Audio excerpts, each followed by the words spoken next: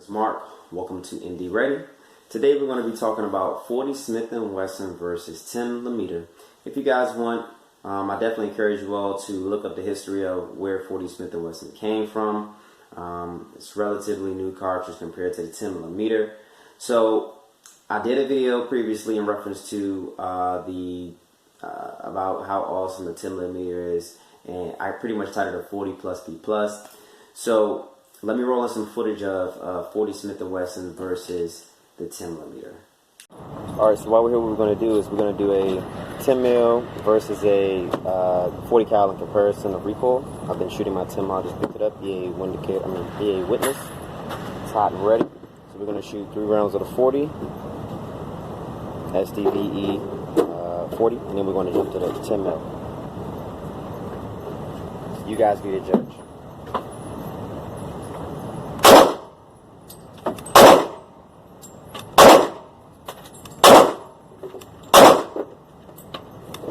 I actually did 5 of the 40, but it's cool. Now, you saw how minimal the recoil was. Now look at the 10mm. 3 rounds. First one is in double action.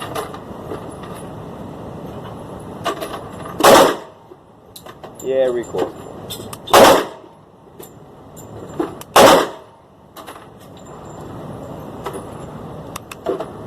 Wow.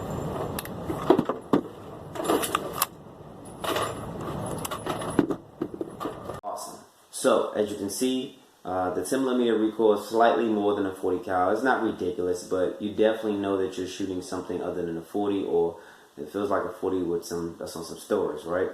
So, my particular 10mm is going to be a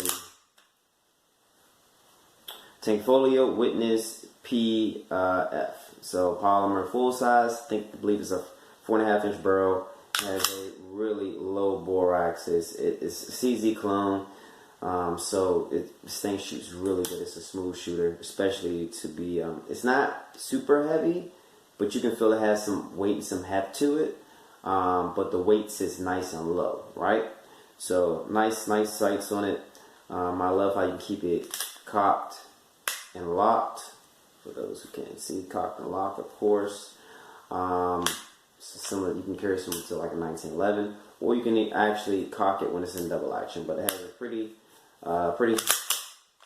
heavy double action trigger. Not super heavy, but 8 or 9 pounds, right? And the single action is perfect. So it feels pretty sturdy. The grips are kind of interesting. The polymer isn't super thick, but you can actually feel the stippling on here. Gives you a nice bit of grip. But you can kind of squeeze it. They're almost kind of like the Gen 3 Glock grips somewhat, but it's a pretty fairly nice gun. But this video isn't technically about this particular gun. It's more so about 40 Smith & Wesson versus 10mm. So, big 10mm. Okay, so why did I make the change? My first firearm was actually a 40 Smith & Wesson, and it was a Smith & Wesson.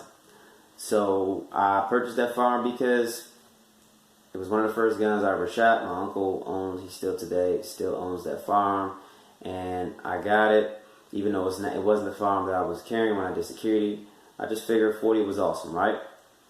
I didn't know much about 10mm or any of the other calibers, but after being used to shooting 40 cal and then buying 9mm, and the ease of use was awesome. But then buying a 10mm, shooting a 10mm, you get more respect. You have more respect for the cartridge. It's definitely a powerful round. It can take down 2-legged animals and also 4-legged animals. If that's your concern. Now, when I use it for home defense, if I put a lighter in it, probably would. But it's just a really nice caliber to have, especially with the price of the ammo coming back down some slightly. Now, me personally, I'm more of a 9mm guy, right? I love 9mm.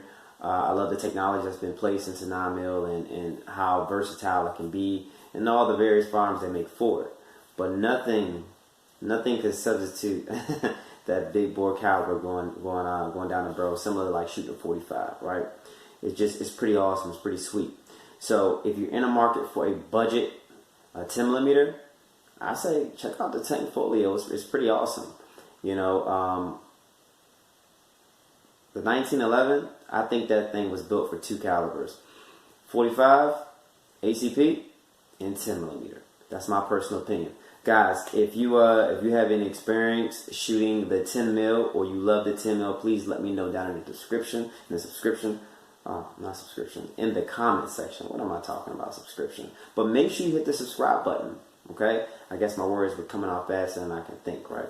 But in any event, please make sure you subscribe. Please make sure you hit the like button. If I missed any information or missed out on saying something particular to the 10 millimeter or this particular firearm, please let me know. If you own a 10 mil, place yours down in the comment section. Like I said before, let's get the discussion going. Guys, make sure you take care. God bless. Stay safe.